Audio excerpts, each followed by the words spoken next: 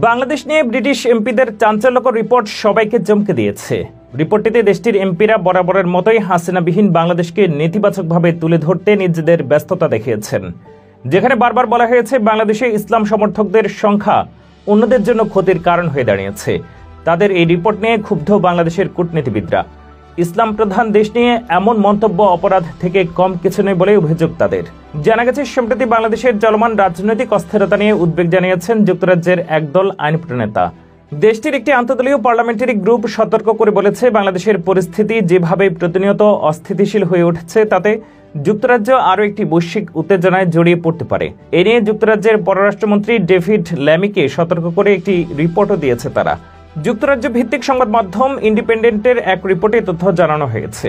পররাষ্ট্রমন্ত্রী ডেভিড ল্যামিকে ওই রিপোর্ট দিয়েছে the all party parliamentary group for the Commonwealth APPG। রিপোর্টে বলা হয়েছে, শেখ হাসিনার সরকার পতনের পর বাংলাদেশে 2000-এর বেশি নৃশংসতার ঘটনার প্রমাণ পাওয়া গেছে এবং সতর্ক করে বলেছে যে বাংলাদেশের বর্তমান সরকার বদলা নেওয়ার জন্য আইন ও বিচার ব্যবস্থাকে হাতিয়ার হিসেবে ব্যবহার করতে পারে। এছাড়া শেখ হাসিনার পতনের পর বাংলাদেশে ইসলামী চরমপন্থীদের উত্থানের বিষয়টি নিয়েও সতর্ক করেছেন তারা। APPGর রিপোর্টে বলা হয়েছে, বাংলাদেশের যে কোনো ধরনের অস্থিরতায় প্রভাব পড়তে পারে যুক্তরাজ্যে। 2021 সালের জনশুমারি অনুযায়ী ইংল্যান্ড ও ওয়েলসে 6,44,881 জন বাংলাদেশি বংশোদ্ভূত মানুষ আছেন, যা মোট জনসংখ্যার 1.1%। শেখ হাসিনার সরকারের পতন যুক্তরাজ্য সরকারের অর্থ মন্ত্রণালয়ের মিনিস্টার টিউলিপ সিদ্দিকীর উপরে প্রভাব ফেলেছে বলেও উল্লেখ করা হয়েছে রিপোর্টে। বলা হয়েছে, ক্ষমতাচ্যুত প্রধানমন্ত্রী শেখ হাসিনা তার খালা, আর বাংলাদেশের প্রতিষ্ঠাতা রাষ্ট্রপতি বঙ্গবন্ধু শেখ মুজিবুর রহমান তার নানা। বাংলাদেশ নিয়ে রিপোর্ট প্রসঙ্গে APPG চেয়ারম্যান ও টোরি এমপি অ্যান্ড্রু রোজেনডেল বলেন, এই রিপোর্টটি গুরুত্বপূর্ণ কমনওয়েলথ অংশীদারদের প্রভাবিত করে এমন সমস্যা সম্পর্কে সচেতনতা বাড়াতে আমাদের একটি প্রচেষ্টার পদক্ষেপ হবে।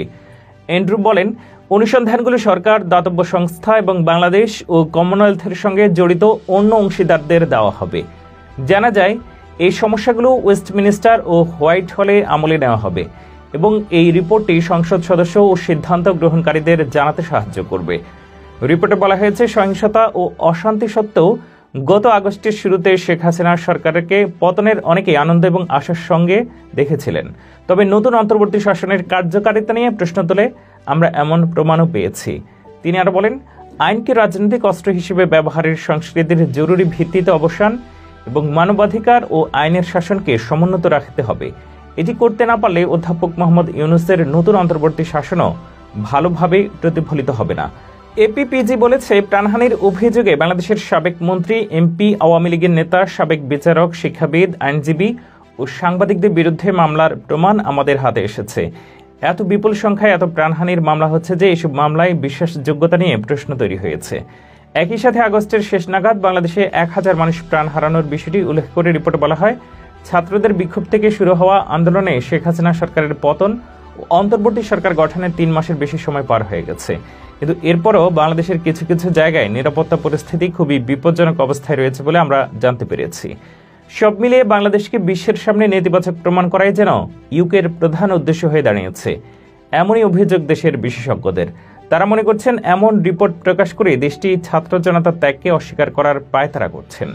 সেই সাথে হাসিনার ক্ষমতা চলে যাওয়াকে তারা ভালোভাবে নিতে পারেননি বলেও ধারণা করা হচ্ছে।